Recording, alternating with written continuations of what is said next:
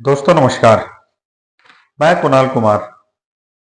आज मैं आप लोगों को बात करूंगा कि लोकसभा चुनाव में जो पार्टियां हैं वो चुनाव आते आते अपने घोषणा पत्र में बहुत सारी चीजें मेंशन करती हैं कि हमारी सरकार आएगी तो हम युवाओं के लिए ये करेंगे, महिलाओं के लिए ये करेंगे और बुजुर्ग वर्ग के लिए ये करेंगे, गरीबों के लिए ये अच्छी अच्छी घोषणाएं करते हैं।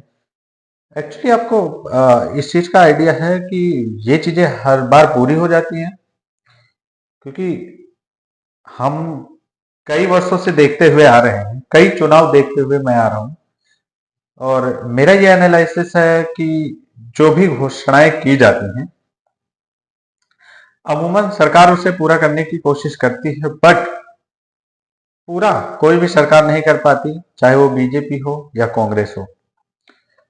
अभी मैं आपको बता दूं कि जैसे जैसे लोकसभा चुनाव 2024 का पास में आता जा रहा है, वैसे वैसे सभी पार्टियां अपने अपने वोटर को लुभाने के लिए तरह तरह के चुनावी वादे कर रही हैं।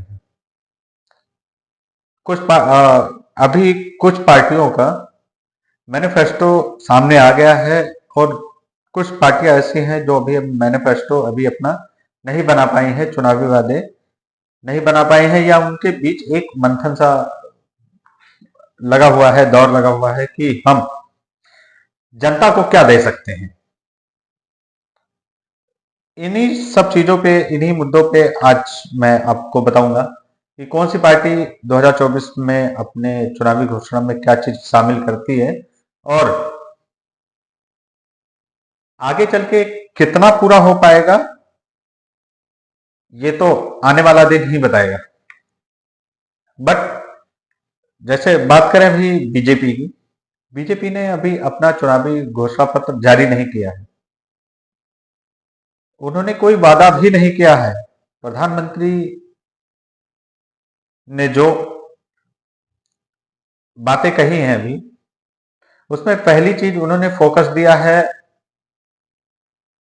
हिंदू मुस्लिम पे।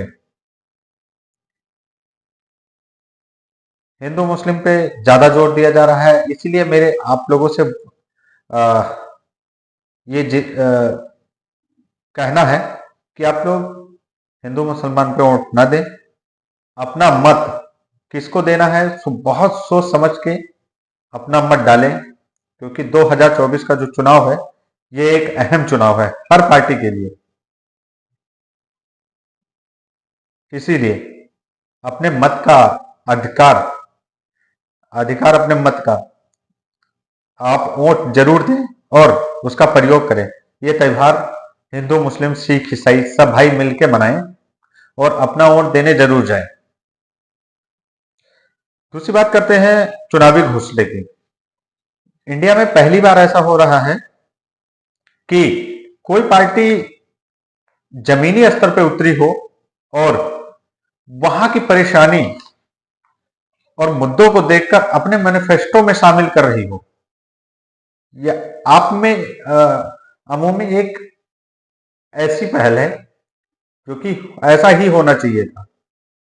अगर शुरुआत से अगर ऐसा हुआ होता तो जमीनी मुद्दे कभी गायब नहीं होते, लेकिन जो जमीनी मुद्दे हैं, जो लोगों के मुद्दे हैं, वो गायब कर दिए गए। लेकिन अब धीरे धीरे कांग्रेस पार्टी जमीनी मुद्दों को पकड़ रही है। जैसे राहुल गांधी अभी कुछ महीनों से भारत जोड़ो न्याय यात्रा निकाल रहे हैं। वो जैसे जैसे जिस जिस शहर में जा रहे हैं या जिला में जा रहे हैं या प्रदेश में जा रहे हैं, वैसे वैसे जैसे जैसे उनके पास जो जो मुद्दे आते जा रहे हैं, धीरे धीरे वो नोट करते करते करते करते उन्होंने आज एक मैनिफेस्टो तैयार किया जो जमीन से जुड़े हुए मुद्दे हैं, हवाई मुद्दे नहीं। जिसमें बेरोजगारी का मुद्दा है, किसानों का मुद्दा है, युवाओं का मुद्दा है, जब नौकरी नहीं मिल पाती युवाओं को, युवा दर दर भटकता है, वो मुद्दा है। उसमें एमएसपी का मुद्दा है किसानों के लिए।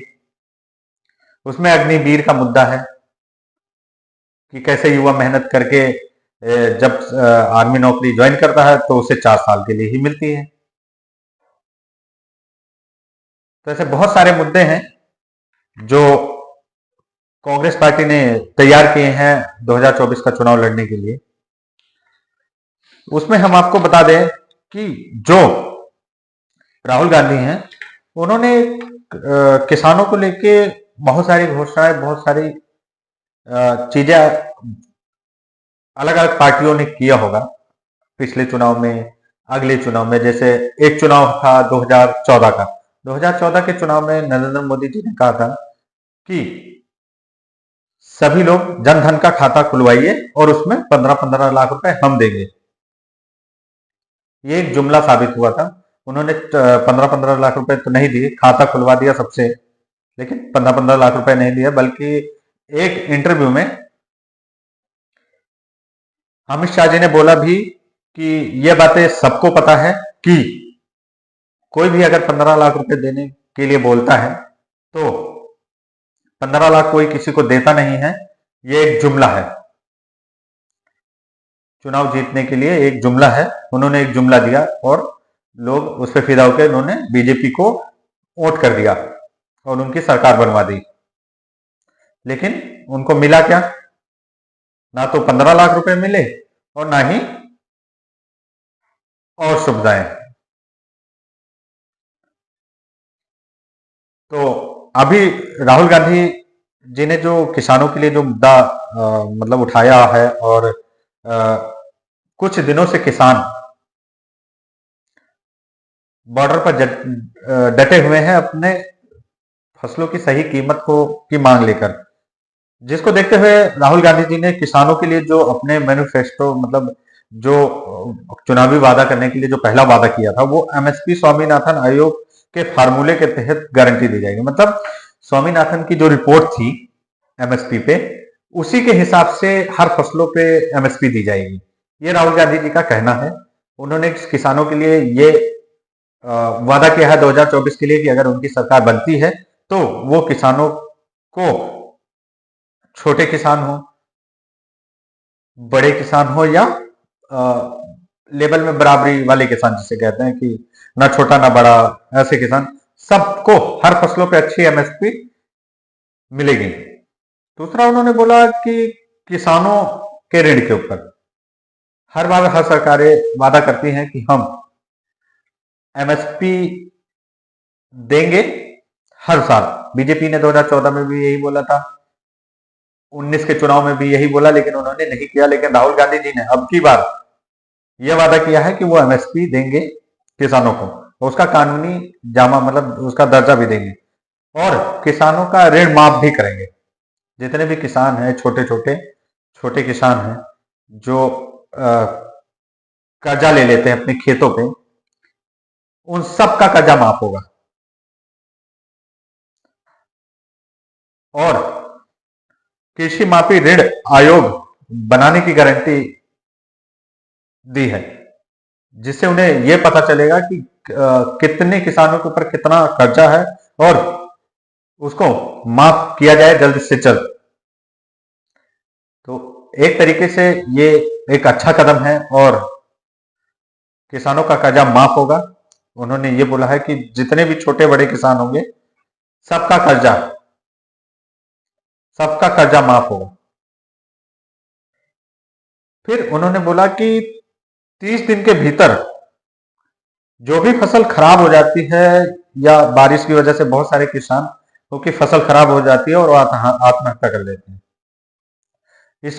उस आत्महत्या को रोकने के लिए राहुल गांधी जी ने एक वादा और किया, बीमा योजना, जिसमें फसल नुकसान होने पर, जैसे बारिश ज्यादा हो जाती है, पानी भर जाता है, ओले पड़ जाते हैं, तो इसमें फसल खराब हो जाती है तो आपको कोई मुआवजा नहीं मिलता है, लेकिन